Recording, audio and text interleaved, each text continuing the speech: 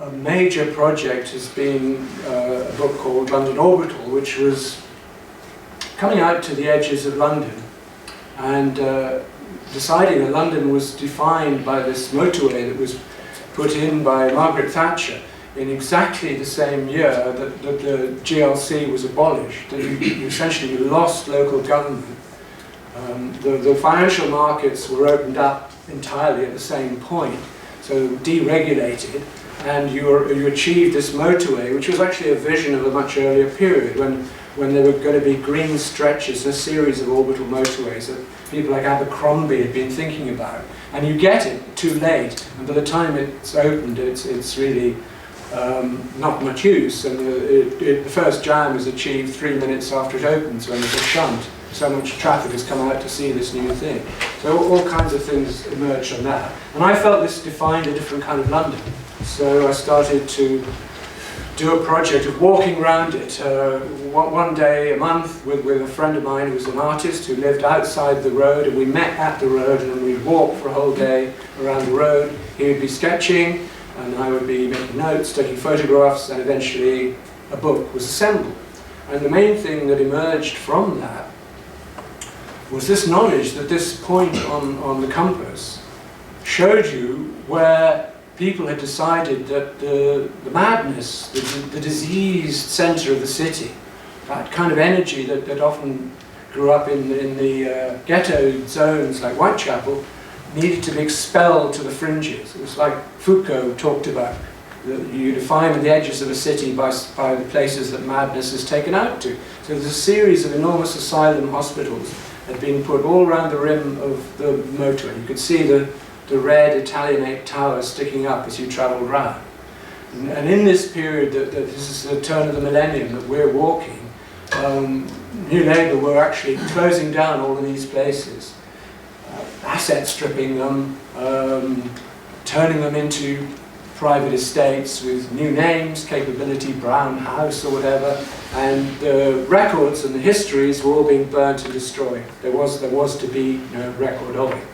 And so I was very conscious of that, particularly someone like Shenley, which was really interesting, because R.D. Laing, the anti-psychiatrist in the 1960s, had operated a kind of colony there, with his hallucinogenic voyages into madness, and looking at the family in new ways. All of that happened out there. And it was also, as I discovered, this place where the architect, Nicholas Hawksmoor, whose churches I'd been writing about, East London churches in Whitechapel and in Wapping and Limehouse, he had his country house there, right where this asylum is, and was in fact now buried nearby, right on about 100 yards off the motorway, in a barbecue pit of a chapel that's now another series of private houses. So these strange discoveries are made, and I thought as I walked that we were maybe looking at a new kind of walking and a new kind of writing about walking. And I just want to read a little section from this book, London Orbital, which is now published by Penguin, which deals with the kind of mindset of the person walking what's become known to be edgelands, walking somewhere you're not supposed to be, where you'll find out the secret history of hospitals, you find out all the government experimental stations and estates and armament factories that are not supposed to be there, that are not on the map, the police, helicopter surveillance bases, all of those things are in this territory, enormous pharmaceutical companies. As we head across country in the direction of Shenley, navigating fields of winter cabbage and hopping brooks, and appreciating the high quilted clouds, seeing nobody, I try to explain my notion of our walk as a fugue. This improvisation would make more sense when I read Ian Hacking's excellent account of epic, seemingly random pedestrian journeys undertaken by French labourers in the late 19th century. Mad Travellers, Reflections on the Reality of Transient Mental Illness, offered a perfectly reasonable explanation for our orbital pilgrimage. It was an hysterical fugue.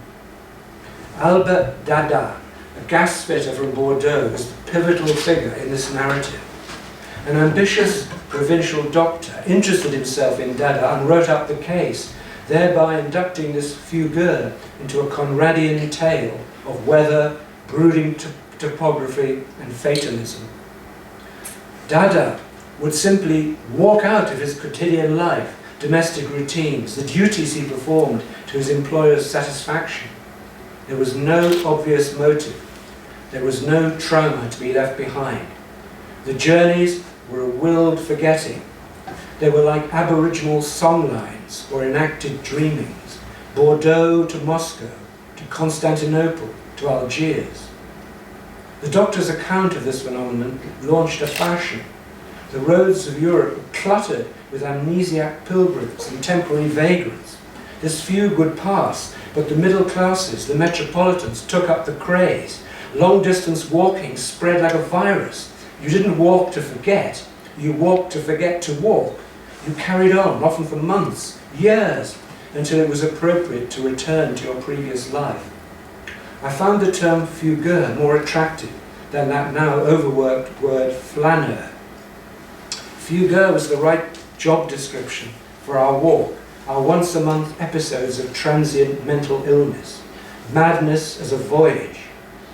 The joy of these days out and the heightened experience of present tense actuality, the way that we bypassed for a brief space of time the illusionism of the spin doctors, the media operators, the salaried liars.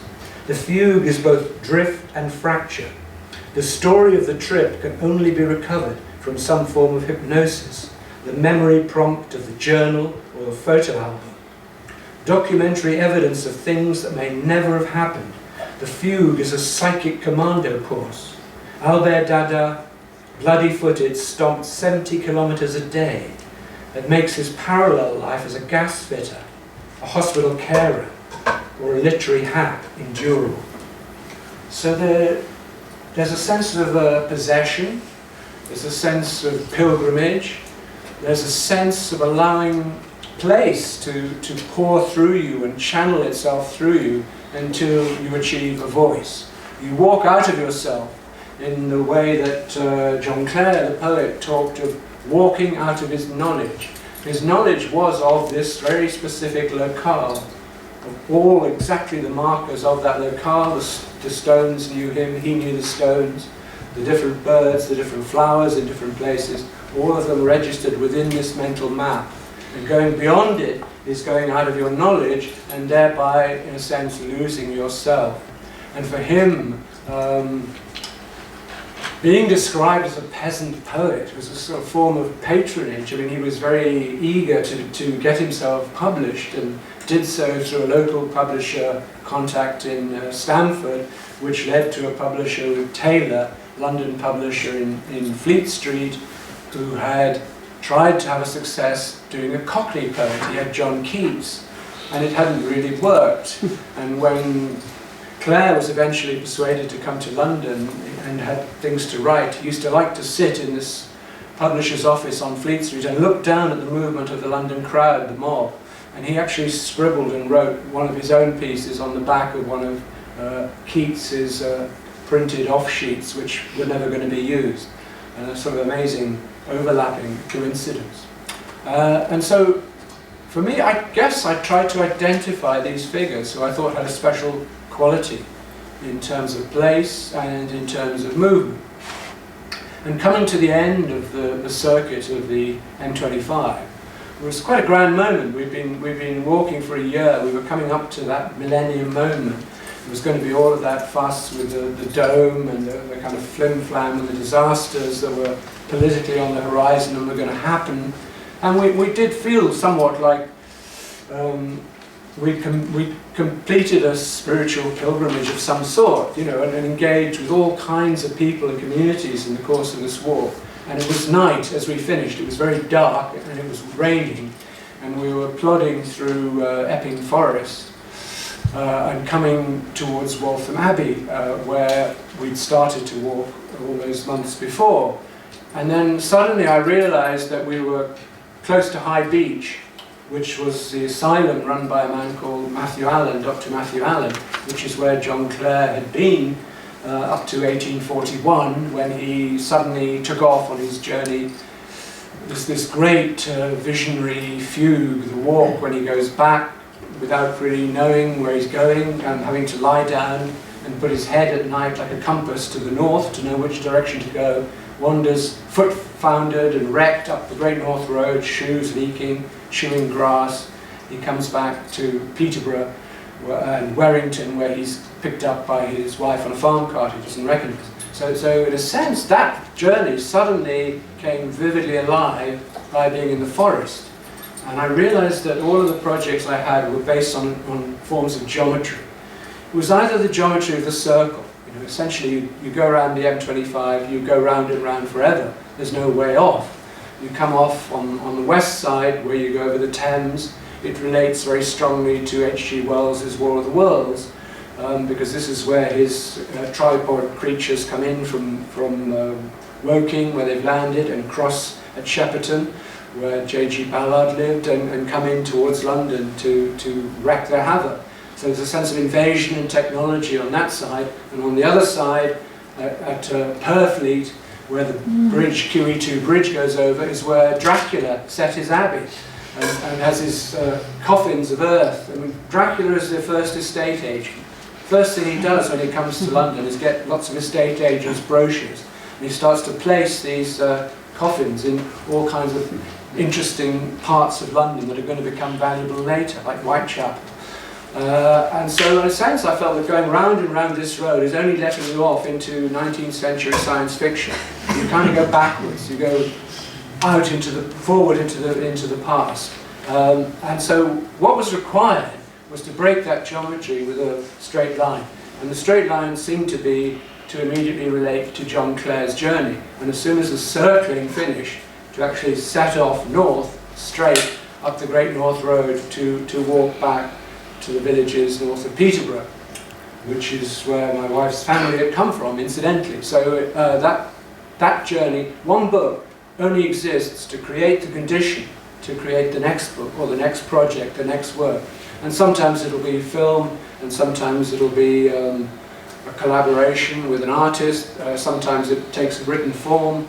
It's all to do with research, it's all to do with possession, it's all to do with a form of madness. And so I want to read now just that little moment in Epping Forest when I realised that the next one cooking is John Clare. And he's such a powerful presence that I'll return to him again. And it was about how London affected Clare. I mean, that when he arrives first time, he doesn't really want to go, but he has to do this journey from Stamford by coach down to London. It's a long journey. And he sees the farm labourers picking stones in a field that really was his job and his father's job before him, Parker Clare. And from being inside the coach and looking out at these people, there's that moment of reversal. He bounces his sight and he sees as if he was standing with them in the field back into the coach. The alienation of that thing, am I one or am I the other? In exactly the same way as when he's in London, where he's not comfortable and he's wandering, he comes across Lord Byron's funeral procession, sees this rather like Diana's funeral procession, as this huge thing of this notable aristocratic poet being carried through the streets of London. He sees the funeral cortege, and there's a jump of the soul again, that he suddenly feels himself possessed by the spirit of Byron, so that when he gets into Dr. Allen's asylum in Epping Forest at High Beach, he begins to write as if he is Lord Byron. He rewrites Childe Harold and he rewrites Don Juan, and there is no getting away from that thing, of the thing you look at becoming the thing that you are, in the way that I spoke of the figure on the road and the road interacting and becoming one with each other. And that's just what we felt. When Clare was actually arrived in London the first night, he was immediately taken by the guy he was staying with. He was staying on the Strand, down to the river, to see Westminster Bridge and to have pay his respects to this sort of Wordsworthian epiphany, the grandeur of London, lights, so sort of immortal moment.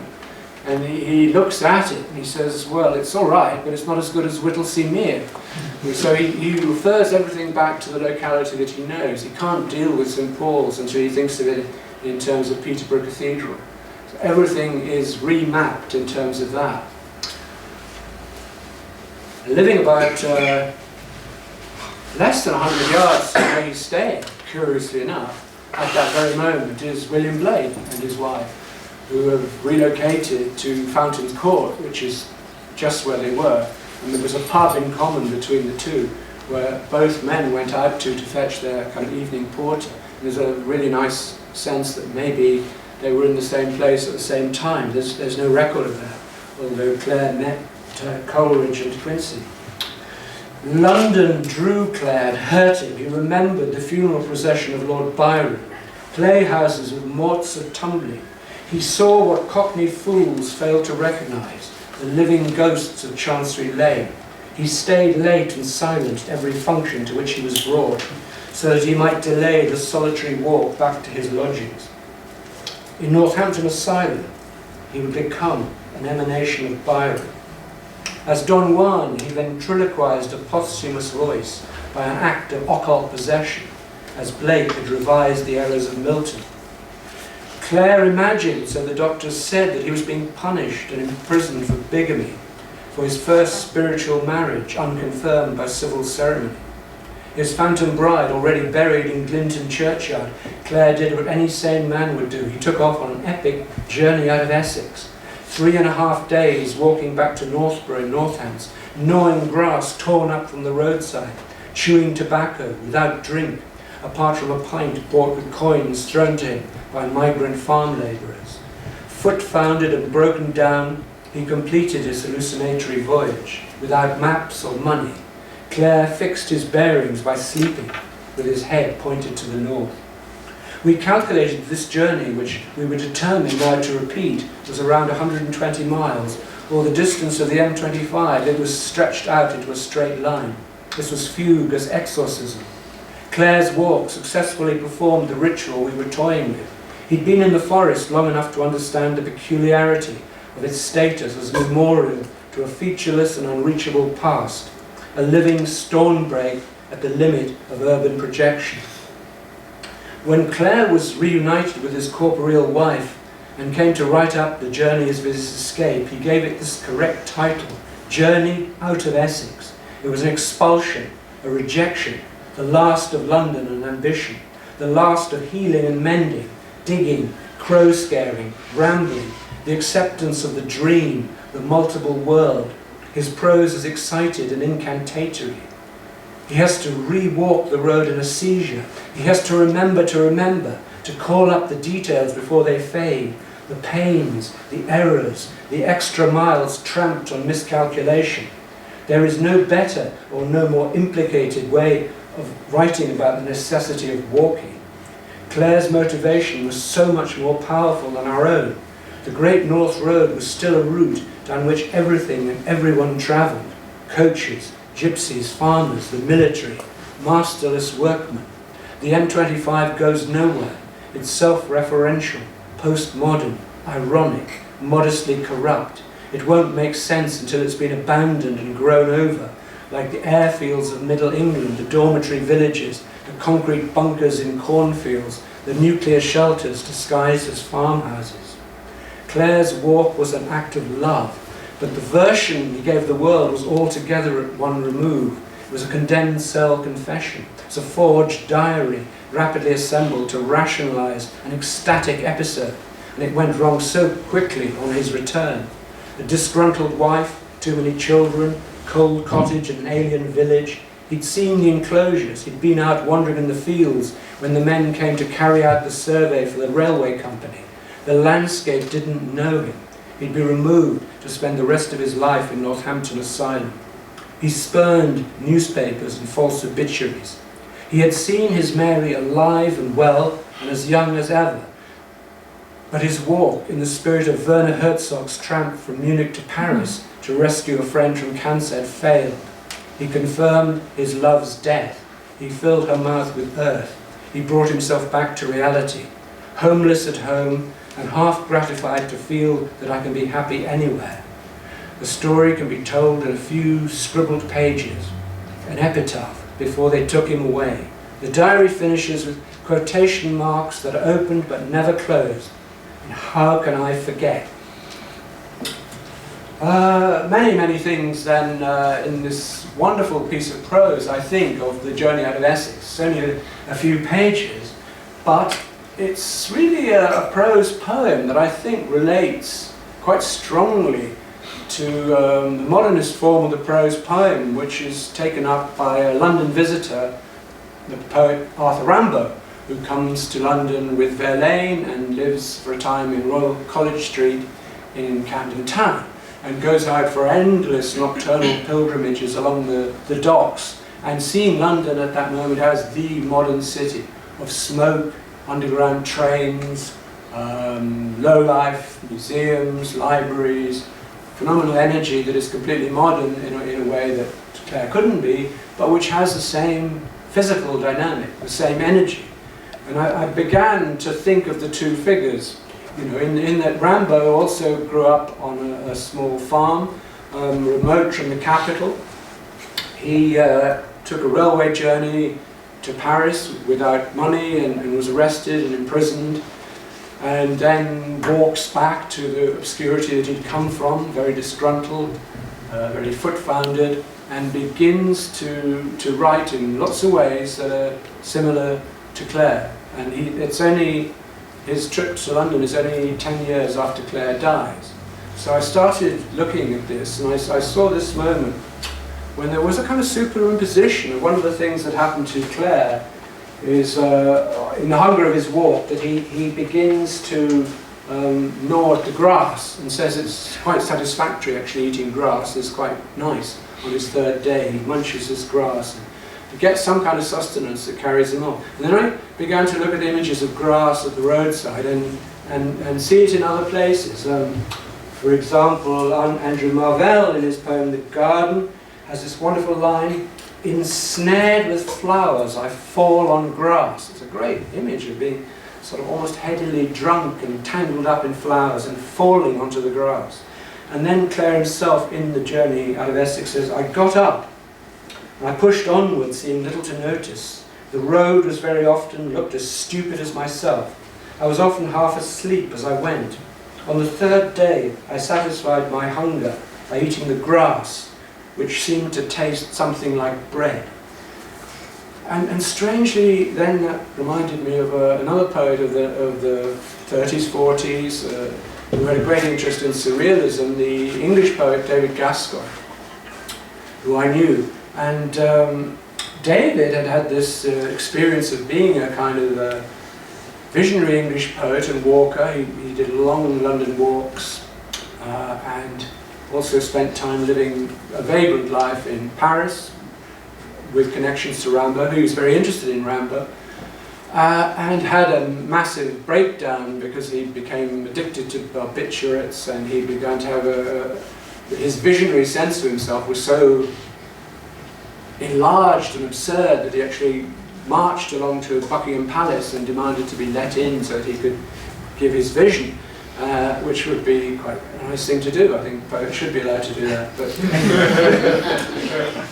he ended up in an asylum on the Isle of Wight, and there was a woman doing good works who used to come into this group, who were some of the most seriously ill and mute people in the asylum, and read them poems. And one day she came in and read this poem, and this man who had not spoken for a long time got up to his feet and said, "I wrote that." And she said, "Yes, of course you did, dear. Lovely." And then she discovered he really did write it, and a relationship formed between them, and eventually they got married.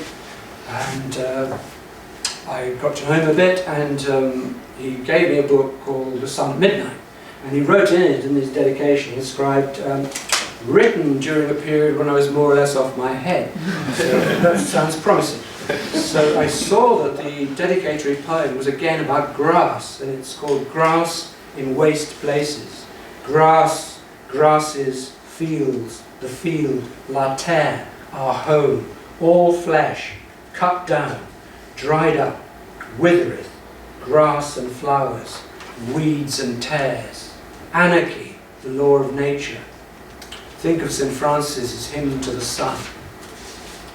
So I saw that on this road I began to build up an impression. If there is this limbo-like road that runs on eternally, there are these figures on it who seem to sometimes pass over the same ground in the same way, and there are powerful connections.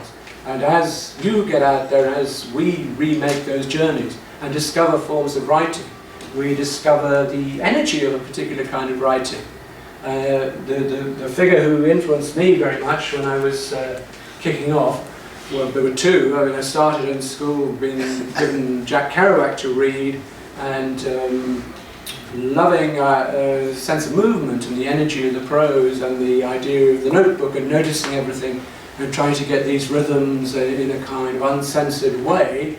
And then beyond that, as a student, getting into Charles Olson, who is, I guess, one of the key figures of all in this idea of place, in that he, following on from William Carlos Williams, he took the town, the sea fishing town of Gloucester in Massachusetts, and researched it sort of infinitely, insanely for many years, and found ways to incorporate his research, factual research, hard research in England, some of it into the origins, how the town was founded, the practicalities of the fishing industry, the destruction of a lot of buildings in the town, the polis of the town, until he identified himself so wholly with place that he called himself Maximus as a figure of place. And having worked through all that into the trajectories that come at the end of the poem, he shifts out into the cosmos, the detail.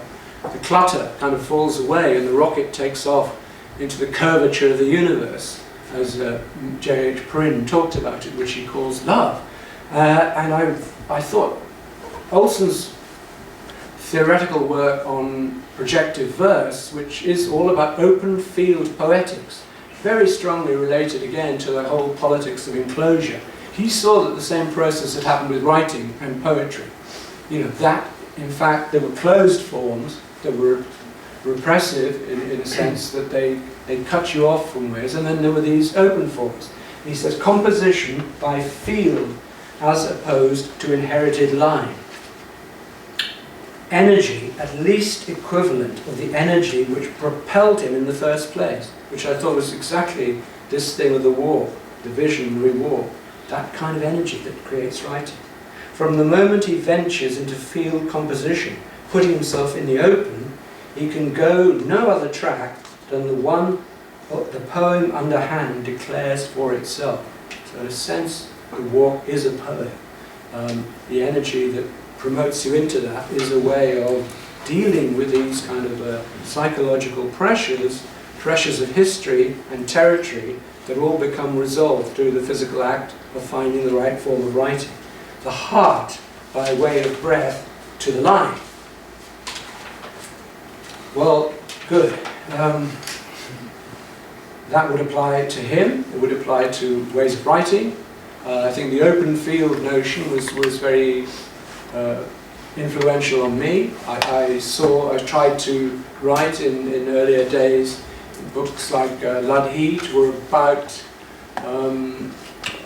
immediate, spontaneous sort of lyrical responses to working as a job as a gardener in East London and cutting grass on Hawksmoor churches, but at the same time recording the dialogues and the problems and the battles of the workers who were being pretty badly treated, who were working in this life all the time, how they were. So there are kind of prose snapshots of them, photographs, speculative maps lining up the churches, theories about ley lines, and then large prose pieces which could deal with the material in a more considered way later, and then finessing it all together to a form that I would say was open, because it wasn't locked off.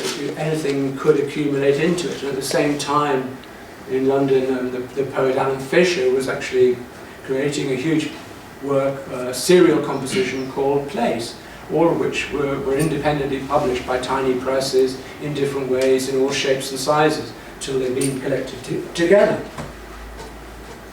And so I felt those processes were important. And I thought, again, this connection of Rimbaud with Clare, which is unusual, can be revealed in his letters when he speaks about being endlessly shut off in an unspeakable landscape of the Ardennes, mixing with no one, absorbed in labour that's vile and obstinate and mysterious. I'm a pedestrian, nothing more, and I arrive in town without any material resources. For a week I've flayed my boots on the stony roads. And he writes a poem called Festivals of Hunger, which takes me right back to that whole business of gobbling grass and the whole idea that John Clare has of reconnecting with his childhood love, Mary Joyce, who is dead, but who remains his muse. In a sense, if he can achieve it, if he can get back there and keep her alive, his form of writing will also be kept alive, and the door is open. But instead of which, she's dead. The journey is heroic, but futile. He's enclosed into the little cottage he's been given in Northborough through patronage, and it's not his landscape. And he's taken into Northampton Asylum, where he spends the rest of his life. Well, Rimbaud casts this poem at an imaginary Anne, in the same way as Clare has at Mary. What taste I have is for little more than earth and stones. We will eat air, rock, iron, earth. Turn my hungers graze on fields of bran, suck up the blithe poison of convolvulus, stones broken by a poor man, old masonry from churches, flood progenies, loaves slumped in grey valleys. The static, the linear projection of mine, in a sense, footfalls of John Clare, took me back over the same ground as close as possible, meandering a bit to be where he was, and then what do I recover from that, because essentially just to do somebody else's walk is never enough, and what then happened was that it turned into another kind of exploration of my wife's family. My wife had a very strong feeling for that part of the world, and her father's family had all come from Glinton, which is the next village to Helpston, and it's where Clare went to school and met Mary Joyce, and that some of this family had buried just a few yards from Mary Joyce in Glinton churchyard. So it became a kind of excavation of her family, and we found that they'd been labourers on farms in the same area, going right back to the period of the French Revolution, and a sort of pattern of this life on both sides of Peterborough. Out on the other side, more travellers and people who'd worked on the canals. You know, a revelation really that came off the back of the Clare project that couldn't be sealed off. It had to be kept open. And one of the aspects of that was going to the small town of Whittlesea and discovering a museum there, a sort of folk museum, which had this amazing photograph of a man with a straw bear. This straw bear was a monster creature, kind of mud and twigs and shamanic. It was really aggressive. And the man with it was holding it with a rope. It was a very powerful image that related to what now have a Straw Bear Festival they have at Whittlesea in the middle of the winter, which is really about the ploughboys who were out of work, the farm labourers who had no money, and they created this ritual whereby they would dance, go around the pubs, dance and jig with the bear, and gather money in to take them through the winter, and they would plough up your gardens and grounds if you didn't give them money, and then the second morning the straw bear was burned. Well, I wrote about that, and it kind of triggered something in the filmmaker Andrew Cotting, with whom I collaborated quite a bit. And he then decided that he really wanted to redo that walk yet again with me, only he would enact a straw bear. So actually the Clare figure, who would be played by the actor Toby Jones, almost mute, would be travelling along, but from time to time would be attached, like Beckett's sort of Pozzo and Lucky, by rope to this shambling bear figure. He thatched an enormous bear outfit, and we're going to start filming that next week. So I just love the way that one project bleeds through into the next. There is no escape. I'll finish with a fragment about another great walker, and this is from the book I'm just finishing at the moment, called London not London Orbital, we've done that one, London Overground, which is this walk in one single day around London's railway. And I hadn't expected to meet Beckett on this particular road, but suddenly coming along Brewery Road, which is in Islington near Pentonville Prison, the presence of Beckett in the novel Murphy came back to haunt me. The railway is running right alongside at that point. It's impossible to tramp down Brewery Road without recalling Samuel Beckett's Murphy. I knew and honoured the hawk-faced Dubliner as a great and perhaps undervalued London walker. There was much ground to be covered between the early decades in Foxrock and in Paris. Biographers call these the bad years. London was mental anguish, frustration, psychotherapy. Visits as a close observer to the Bethlehem Royal Hospital in Bromley, suburban version of Bedlam. The hospital was useful research for the novel that became Murphy. Beckett, in his disaffection with work and place and life, stamped many miles across the metropolitan area. He's spoken about how out of nowhere he suddenly found that he had stopped moving. There was no valid reason that he could discover to take another step. So he sought help from psychoanalysis in the person of W.R. Bion. Psychoanalysis was not available in Dublin, though the town was very well supplied with madhouses. Like his leading character, Beckett lived in World's End, West Brompton, while he wrestled with a novel. Presumably he was attracted by that name, World's End. I was fascinated as ever by the way that the geography of Murphy predicted our own overground circuit. But Murphy relocates to Brewery Road between Pentonville Prison and the Metropolitan Cattle Market. He likes to take the sun on a bench where he could enjoy the perfume of disinfectants from Milton House immediately to the south and the stench of stalled cattle in the corral immediately to the west. I mention these things to Andrew Cotty, who's walking with me, whose feet are now advancing in mechanical Descartesian fashion, very true to the spirit of Beckett. Push out, test the surface, as if the toes were fingers. If the pain is acceptable, draw the leg back. Repeat the prescription. The unfathomability, Andrew said, about Beckett, the placelessness that is his writing. But I found nothing but place. I found place transformed. Andrew is being more of a poet. He talks of contemplation as a means of navigation. But I'm just a clay-footed literalist. I saw in the deserted street of Murphy's long climb home up Brewery Road. I saw it as a place, put on time, the element that is never truly put on. Murphy makes repeated pedestrian circuits around Pentonville Prison, where so many, including numbers of his countrymen, met their ends. Sir Roger Casement, the Irish Republican and author of notorious Black Diaries, was hanged within these walls. Oscar Wilde, whose sad wraith in transit between Wandsworth and Reading we encountered on the platform of Clapham Common, was lodged here. Murphy walked, just as he'd walked in so many other cities, around minatory cathedrals after they'd sold their last tickets for the day. There's a circulation of prisoners in privatised vans, cattled between the holding pens of remand and the facilities adequately furnished as places of execution. There's a circulation of footballers rising and falling, injured and aging, between railway access stadia. There's a circulation of poets and political exiles moving between rooming houses. There's a circulation of figures trapped in the limbo of novels specific to certain districts of London.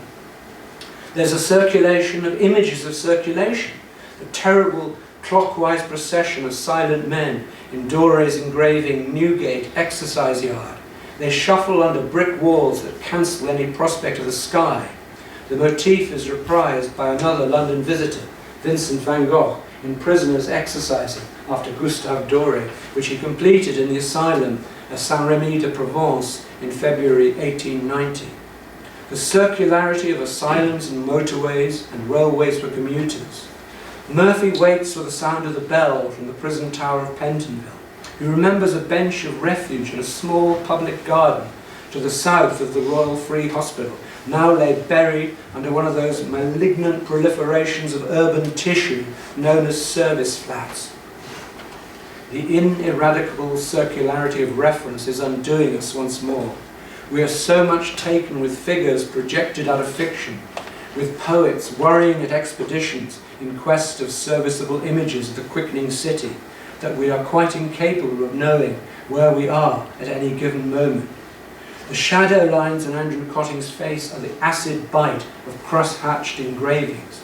If we pause for a moment on the heights of Caledonian Road, somewhere between Holloway Prison and Pentonville Prison, female and male, force-fed suffragettes and waxwork murderers, Neville Heath and John Reginald Halliday Christie waiting for the rope, we don't see the ordinary stragglers heading for home, the exhausted night workers.